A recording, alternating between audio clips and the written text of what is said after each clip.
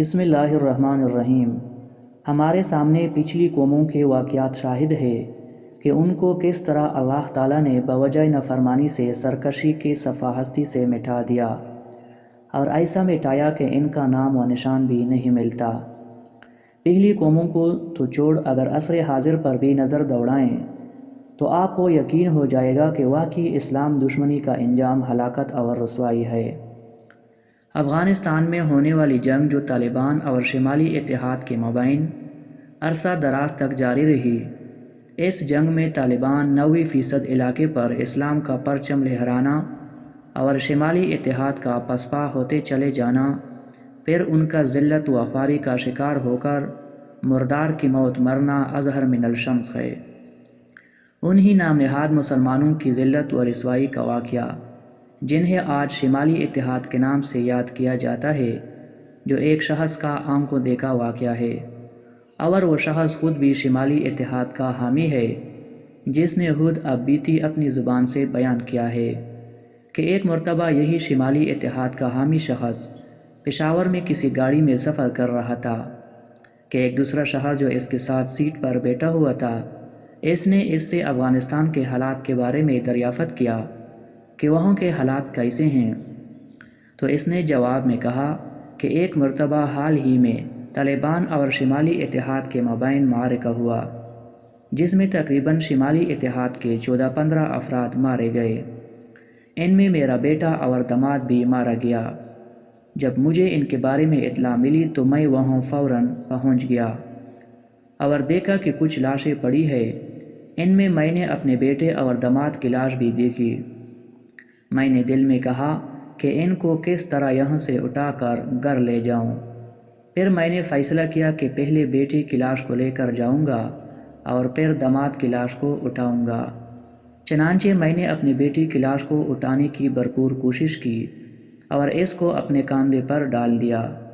جیسے ہی لاش کو لے کر چلا تو اس لاش نے میرے کندھے پر زور سے کاٹا، جس کی وجہ سے میں نے اس کو نیچے اتار دیا کہ شاید یہ زندہ ہے، لیکن جب اچھی طرح چیک کیا تو وہ مردہ تھا۔ پھر اس کے بعد میں نے اس لاش کو دوبارہ اٹھا لیا۔ پھر اس لاش نے مجھے زور سے کاٹا تو میں نے اس کو زمین پر پھینک دیا، تو کیا دیکھتا ہوں کہ وہ تمام مردہ لاشیں جو زمین پر پڑی ہوئی تھی وہ سب زندہ ہو کر کھڑے ہو گئے، اور ان کے ہاتھوں پاؤں مڑ گئے اور ان سب کے پیچھے دم نکل آئی۔ وہ سب ایک دوسرے کو کاٹنے لگے اور جانوروں کی طرح بھاگنے لگے۔ یہ لوگ انسانی شکل میں حیوان نظر آ رہے تھے۔ قریب ہی ایک مکان جو امریکی بمباری سے تباہ ہو چکا تھا، وہاں کے لوگوں نے ان کتے نما انسانوں کو اس مکان میں بند کر دیا۔ یہ واقعہ اس شخص نے خود سنایا جس کا بیٹا اور داماد ان کتے نما انسانوں کے ساتھ چھپایا بن چکے تھے۔ اس کے علاوہ اور بھی اس قسم کے واقعات مختلف جگہوں میں رونما ہو رہے ہیں، اور ایک خبر جو گزشتہ دن پہلے اخبارات میں شائع ہوئی تھی کہ افغانستان میں ایسی وبا پھیلتی جا رہی ہے کہ جس سے زندہ انسانوں کی شکل بگڑ کر جانوروں کی طرح ہو جاتی ہے۔ اس قسم کے عبرتناک حالات محض اسلام دشمنی کا نتیجہ ہے اور اللہ کے شیروں کو ناحق قتل کرنے اور ان کو قید کر کے ان پر ظلم و تشدد کا نتیجہ ہے۔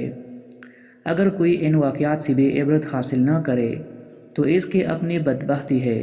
اسلام سے دشمنی کرنے والوں کا ایسا ہی بلکہ اس سے بھی بدتر انجام ہونا چاہیے، تاکہ لوگوں کو پتہ چلے کہ کون حق پر ہے اور کون باطل کی حمایت میں مصروف ہے۔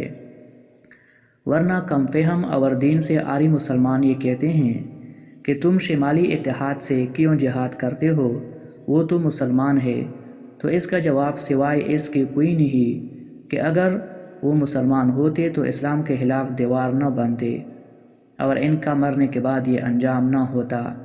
لہذا اگر اللہ کے عذاب سے بچنا چاہتے ہو تو اسلام دشمنی چھوڑ دو، ورنہ یہ دنیا تو عذاب ہے، لیکن آخرت میں جو عذاب ہوگا وہ کسی کے وہم و گمان میں نہیں، اور اگر اسی حال میں مر گئے تو قیامت کے دن مخالفین اسلام کے ساتھ اٹھائے جاؤ گے۔